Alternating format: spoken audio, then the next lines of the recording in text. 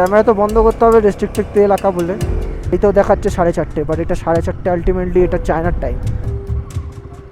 ঠিক আছে, ওকে। So good morning সবাইকে।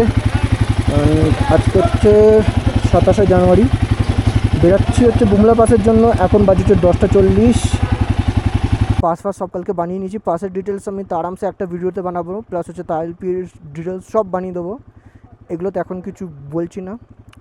অ্যান্ড চলো তাহলে আস্তে আস্তে বেরোনো যাক। যত অবধি শুনছি যে 12:30 অবধি নাকি সব ক্লোজ হয়ে যাবে, মানে গেটটা ক্লোজ হয়ে ফার্স্ট গেট। তো আমাদের সেই হিসাবে যেতে হবে তাড়াতাড়ি। তো বেরাই। তো আমার কাছে এরকম বুমলা পাসে যাওয়ার প্রচুর ভিডিও রয়েছে, যেটা নর্মাল অনেক ইউটিউব ক্রিয়েটাররা মোটো ব্লগিং বলুন বা নর্মাল, আমি তো অনেক এরকম ভিডিও দিয়েছি যারা এক্স্যাক্ট রুটের প্রপারলি ভিডিও দিয়েছে, কিন্তু সরি টু সে আমি এরকম কোনো ভিডিও দেবো না। রিজন অফ দ্যাট, আমাদের ওই বুমলা পাসে যাওয়ার পুরো রুটটাই হচ্ছে আমাদের আর্মি ক্যাম্পে ভর্তি। তো আমি চাই না আমার দ্বারা কোনো ভুল হোক যেটা আমাদের দেশের সিকিউরিটিকে গ্লিচ করে। তাতে হয়তো মনে হয় আমার কিছুটা ভিউজ রিচ কম হবে, তাও হোক, বাট আমার আগে আমার দেশ, আমার reach, YouTube career, whatever one thing, আমার সম্পূর্ণ জিনিসের আগে আমার দেশ। আর এই সেম কথা যখন বুমলা পাসের ভিতরে যখন যাই, তোমরা তা আগে দেখতে পারবে যে ভিতরে তো ভিডিও করা তেলাও না, জাস্ট পার্কিং অবধি। পার্কিং থেকে এগিয়ে গেলেই বুমলা পাসে তো অফিসাররা থাকেন ওখানে, তার তো অনেকটা ভিতরে যেতে হয়, দেন বর্ডার। তো যাই হলো, তো ওইখানে যখন যাই তখন আমাদের যিনি ব্রিফিং অফিসার ছিলেন তিনি কিন্তু আমাদের বলেছিলেন যে আমাদের ভারতীয়রাই আমাদের ভারতে ভালো যায় না। শুনে তো অনেক খারাপ লেগেছিল। রিজনটা কি বলেছিল জানেন? রিজনটা বলেছিল হচ্ছে যে ওইখানে কোনো ফোন ভিডিও অ্যালাউ না। কিন্তু তখন অবধি বিশ্বাস করবেন যে তখন অবধি সার্চ করে দেখা গেছিলো দুজনের ফোন বেরিয়েছিল যারা লুকিয়ে নিয়ে এসেছিলো। এটা কিন্তু ঠিক না।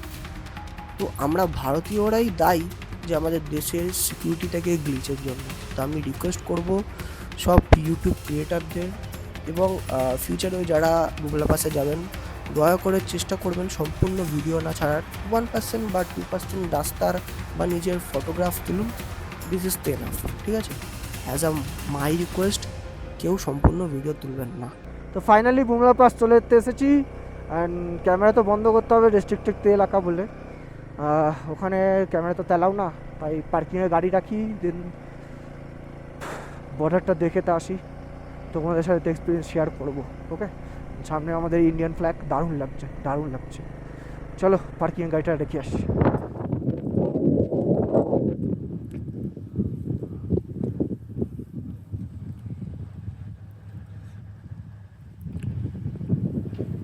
এখন এখান থেকে বেরাচ্ছি। আমার গাড়িতেও দেখাচ্ছে 4:30, বাট এটা 4:30 আলটিমেটলি এটা চায়নার টাইম। ওকে, কারণ এটা ডাইরেক্ট ফোন থেকে ব্রডকাস্ট হয়। তো এখানে দেখাচ্ছে 4:30, তো এটা হচ্ছে চায়না টাইম। ইন্ডিয়ান টাইম অনুযায়ী এটা প্রায় 2:20 হবে হয়তো। এখন যাচ্ছি লুংলা পাস। এখান থেকে নিচে গিয়ে দেন বাঁদিকে রুট ধরতে হয়, ওইদিকেই তো এগোচ্ছি। মাদুরি লেক ঘুরতে পারবো কিনা জানি না, কারণ আমাদের আজকে দামতাং পৌঁছাতে হবে। মাদুরি লেক দেখলাম যে না, ততটাও জমে নেই বরফে। ঠিক আছে, আর যদি সিনসিনিগুলো দেখো কি দারুণ লাগছে দেখতে। হ্যাঁ, মানে পাহাড় উপরে মেঘ নিচে, বেশ আলাদাই ল্যান্ডস্কেপ। মানে আমাদের ইন্ডিয়ান আর্মি কোথায় না কোথায় রয়েছে, এরা কোথায় না কোথাও। ব্রিফিং দিল, কত কিছু বললো যেগুলো আমাদের হয়তো গুগলেও পাবো না, আইডিয়ার বাইরে। আমরা তো মানে যত জিনিস ভাবতে পারি তারও মানে ভাবনা চিন্তারও কল্পনার বাইরে ভাই ওরা গিয়ে কাজ করে। আমরা শুধু তোদের জন্য তো একটাই কাজ করতে পারি, সেটা হচ্ছে রেসপেক্ট, আর তোদের সাথ দেওয়া, ব্যাস, আর কিছুই না। চলো বেশি কথা বলতে পারছি না, বেশি কথা বললে দম হাঁপিয়ে উঠছে। লুংলার পাশের দিকে যাই, দেখাচ্ছি।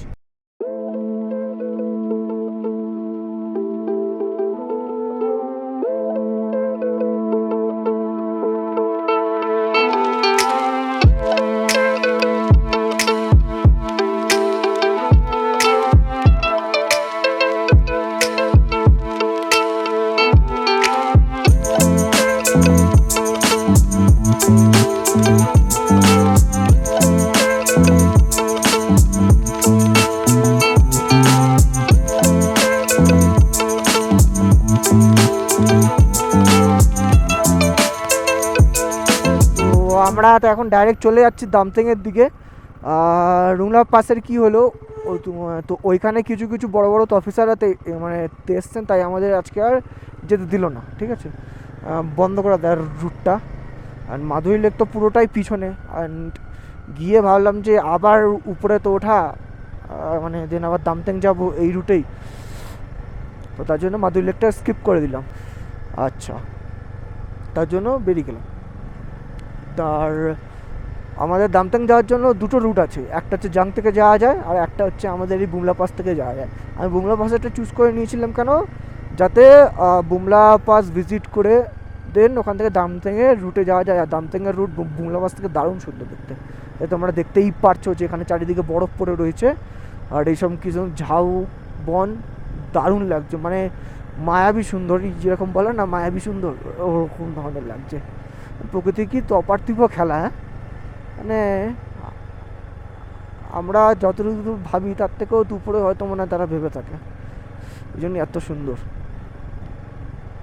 আর দামতেং এখান থেকে পৌঁছাতে তা আর হয়তো ম্যাক্স টু ম্যাক্স আধা ঘন্টা লাগবে, বেশি দূর নেই, 16-17 কিলোমিটার হবে।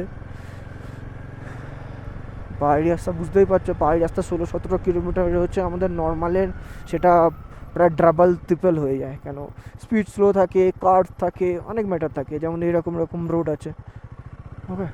সো কিন্তু আমার কথা হচ্ছে ভাই, মিলিটারি ঠিক আছে চলো, এখানে এই যে লোকগুলো রয়েছেন ভাই, এরা কী করে থাকছে, তাই না? এইবারেও গ্লোবাল ওয়ার্মিংয়ের জন্য তো বরফ কম পড়েছে, কিন্তু মানে এদিকটা বরফটা কম পড়েছে, কিন্তু তাও দেখো এখানে যদি নর্মালে যদি এরকম ধরনের বরফ পড়ে, তাহলে যেটা প্রপার তোমার বরফ পড়ার টাইমিং না, আলটিমেটলি যেটা মানে বরফ পড়ে, তাহলে সেটা তাহলে কত বরফ হতে পারে, হ্যাঁ।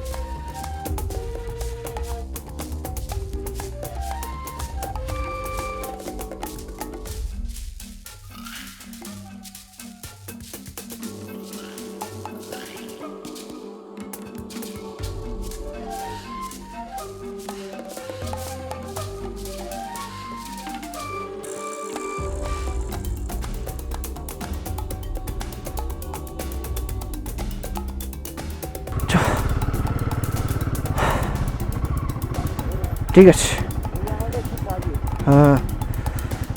তোমরা তো এতক্ষণে এক্স্যাক্টলি দেখলে যে আমরা দামতেংয়ে পৌঁছানোর জন্য চেষ্টা করেছিলাম। হ্যাঁ, দামতেং গেছিলামও, সেটা আমার ভিডিওতে নেওয়া হয়নি বা কোনো ফটোসও তুলিনি, কিন্তু দামতেংয়ে আমরা থাকিনি।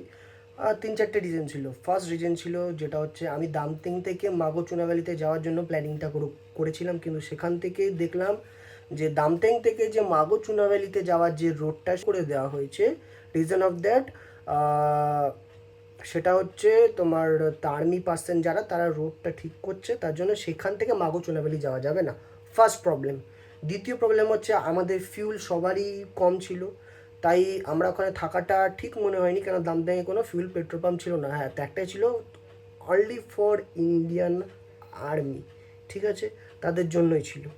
সো আমরাও তো ওখান থেকে রিটার্ন হই। আর সব থেকে মোস্ট ইম্পর্টেন্ট জিনিস, সেটা ফেজালদারও মনে হয়েছে, সেটা হচ্ছে এক্স্যাক্টলি যে খুব ঠান্ডা, আর একদম চারিদিকে ভ্যালি, মিডিলে হচ্ছে দামতেং, তো রাতের বেলা কাটা ফেজালদাদের ঠিক মনে হয়নি, তার জন্যই আমরা সেখান থেকে আবার তাওয়াংয়ে রিটার্ন হই। তো তাওয়াংয়ের সেই হোটেলেই তো আবার যাই, মানে ফিরতে ফিরতে সন্ধ্যা হয়ে গিয়েছিলো, তার জন্য আমি তার আর কোনো ফুটেজও নিয়ে নিই, ঠিক আছে। তো পরের দিনকার বা পরের এপিসোডে তোমরা দেখতে পারবে সেখান থেকে দেন আবার কোথায় কোথায় গেলাম।